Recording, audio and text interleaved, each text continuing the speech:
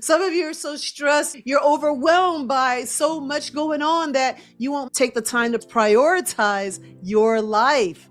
It's not to shame you or to embarrass you, but if you're struggling with your health, is it because you're not putting in the work? It takes work. I've been there. I lived it. To be able to lose 70 pounds, be able to reverse my chronic conditions, I had to put in the work, and it did not happen overnight. And I still won't stop because I want to maintain it. And I'm using that experience to help others as well. So sometimes we allow stress to get in our way. We allow overwhelm to get in the way. And we're going to understand how stress impacts the body and how to learn to manage it so you don't let it sabotage all your efforts. Because you can have the perfect diet. You can eat all the right things, cook all the right foods, even go to your boot camp classes. But if you're not managing your stress, it'll sabotage all your efforts. So there's no one size fits all. It's not one thing that just fixes all your problems. It's a multi-therapeutic approach. You got to have the right mind. You got to make sure you're eating to feed the body, and you got to make sure you're handling and managing your stress, physical, mental, and emotional stress. We live in such a passive society where we just want everything to be quick. We live in this microwave society, and it's really doing more harm than good. And once you realize that, that's when you got to start taking action and realize, you know what, I got to stop doing this. I got to stop being passive. And I'm saying this as your coach. I'm saying this as your doctor. I'm saying this as your host. Really take this seriously. I am, but I can't take this serious for you. So let's talk about stress. So we're going to understand the impact of stress on your metabolism. Metabolism is how your body functions, and it's based on the nutrients we provide the body. The purpose of food is to provide vitamins, minerals, proteins, carbs, and fats so the body can break it down into energy that we can use to function. Now we're going to talk about the negative impacts of stress on metabolism, because there is no doubt that stress affects our health. And I think the problem is we try to avoid it, but what we have to do is learn to manage it. Or sometimes we have to learn to redefine it, because stress is going to happen. Life is going to life. So we got to understand that. But I think some of us hide because we don't want to get hurt. We don't want to be stressed. We don't want to be frustrated. We don't want to take risks. But as you start to understand stress and utilize it, that's what's going to help you grow. This is where all our lessons come from. And this is how you learn how to minimize certain things, because as you experience it and you're like, "Ooh, I don't want that to happen again. What can I do to minimize stress? What can I do to avoid certain things?" Because a lot of stress can be avoided, and a lot of it can be managed. So we got to first, about mindset, have a different mindset about what stress is. So that's why I'm going to take the time to help you understand what stress is and how it affects your health, and most importantly, how it affects your metabolism. So 100% of all diseases are either caused by stress or aggravated by stress. 100%. And it's true. It is true. 100% of all diseases are either caused by stress or aggravated by stress. When I'm doing consultations with people and then they end up with a major chronic disease or autoimmune disease, sometimes our body breaking down is after some kind of traumatic event, a loss of a loved one, a divorce, a loss of money. Different things can happen. And some of us can look back on our lives like, man, I wasn't dealing with health issues until this happened. So a lot of times when you start to be more present and understand your body and how it responds, you can pinpoint why you're dealing with the issues you're dealing with.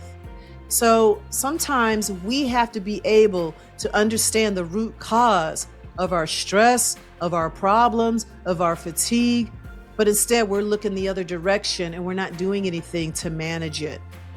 And another thing we have to understand is stress may not be felt as stress. Some of us think of as stress as, oh my gosh, I got to do this, I got to do that. Oh, it isn't always like that, because sometimes it can go straight to the body, affecting its weakest points. So sometimes some people For example, some of us might think of stress, oh man, my shoulders are tight, I'm clenching my teeth, more of the physical stress. But sometimes it can affect your weakest points like your digestion. I used to have chronic back pain when I was stressed. Some people, migraines. So there's so many different things depending on your weak point that stress can affect. Blood pressure even. Sometimes blood pressure goes up and you just got all these, you're feeling like you're about to, having anxiety attacks. Other people, it increases the impact of your menopausal symptoms. You might have more hot flashes. So I'm just saying we have to understand, we have to be more aware and intuitive of what's happening to our body so that we can manage it better. But some of us aren't even paying attention. You just want to grab that Advil or grab that drink and keep it moving.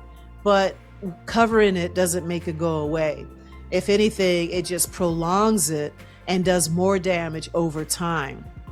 So let me share with you some of the definitions of stress. A lot of us define it differently. The World Health Organization defines it this way: as a state of worry or mental tension caused by a difficult situation. To me, I find that to be a very generic definition. One thing that was very liberating for me to understand is that stress is a natural human response. Yes, stress is natural, just like glucose is natural, and that the body needs it to metabolize. Stress is natural too. So not only are we probably getting too much sugar or glucose, we're also getting too much stress. So if you're eating sugar and stress, and you're eating more sugar because you're stressed, see how you're doing harm? So not only are you dealing with stress, you're dealing with the foods to feed the stress, which is actually feeding the inflammation.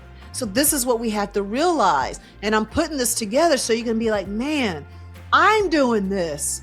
You can't blame anybody. You're putting the food in your body, but this is what's going to empower you. Sometimes we just grab stuff not thinking about it. But when you start to realize, man, this really is impacting my body in a negative way. Why would I do this? That is what's going to help you move forward. And again, it's about progress, not perfection. You don't have to get everything right overnight, but you at least just start and you get stronger and stronger as you go. So just understanding that stress is a natural human response, but what it does is it prompts us to address the challenges and threats in our lives. And we all experience stress to some degree. It's a natural human response that prompts us to address any challenges. So think of a bear that's, approaches your camp, right? And you're just busy having s'mores, you're roasting some marshmallows. Let's say you're roasting some zucchini. Let's say that. So you're roasting some zucchini over the fire, and this bear shows up, and the natural response is, okay, I'm in danger, let me run away. That is actually healthy stress. It encourages you to take action and do it now.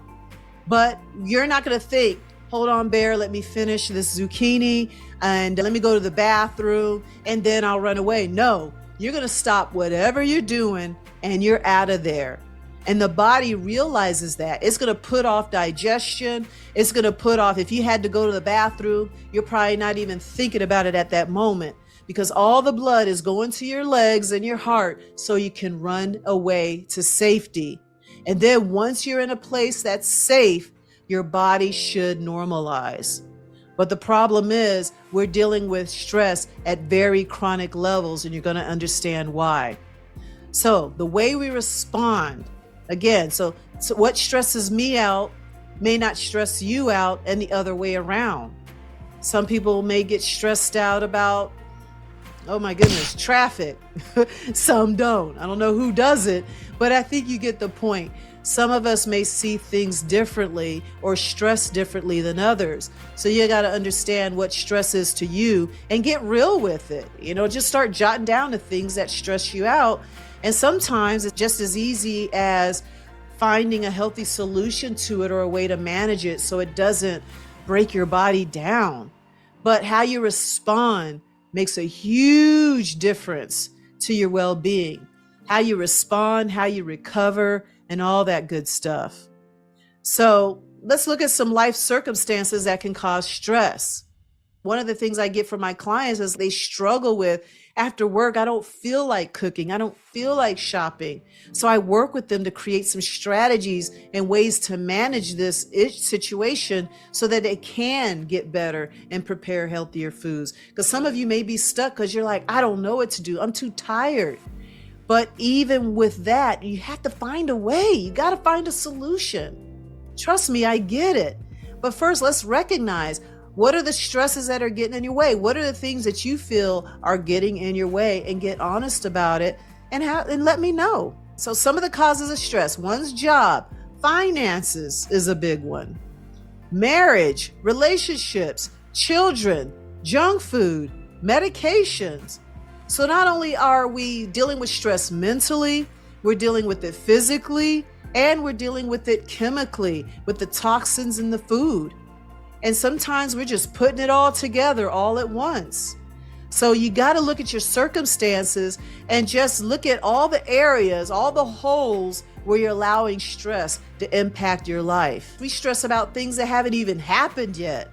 Some of you are stressing things that are gone in the past, like the bear is long gone, but you're dealing with nightmares of something that happened 5 or 10 years ago. But that bear has moved on. It may not even be around anymore. And that's what happens to us. We deal with maybe some sort of PTSD, and it's real. I'm not minimizing it, but I'm just telling you how the past and things like that are still affecting us. And some of us are anxious about the future.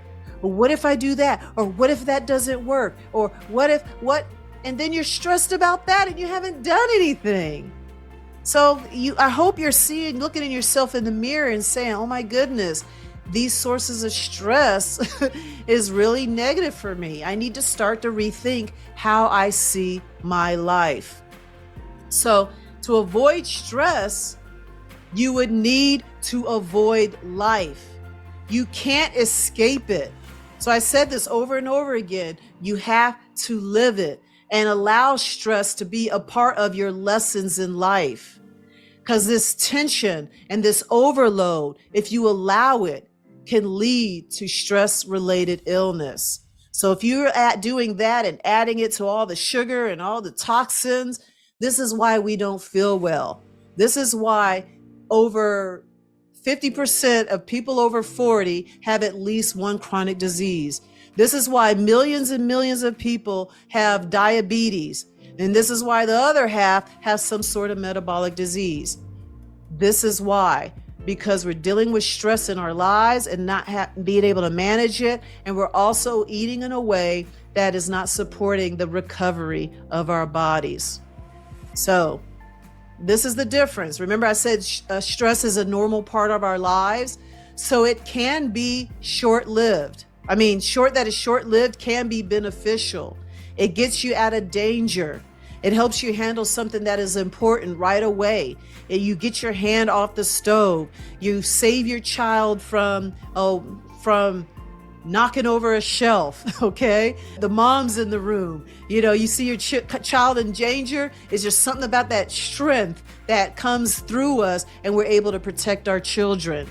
So I'm just saying, this is beneficial in our lives. So we try to avoid all stress, but what we need to do is avoid the chronic stress, the stress that becomes very toxic over time. When stress becomes ongoing and chronic, it can cause problems. You can do all the things, okay? You might not even be eating much, but if you're stressed out, stress can make you gain weight. This is how ongoing chronic stress can cause a lot of problems to the sufferer.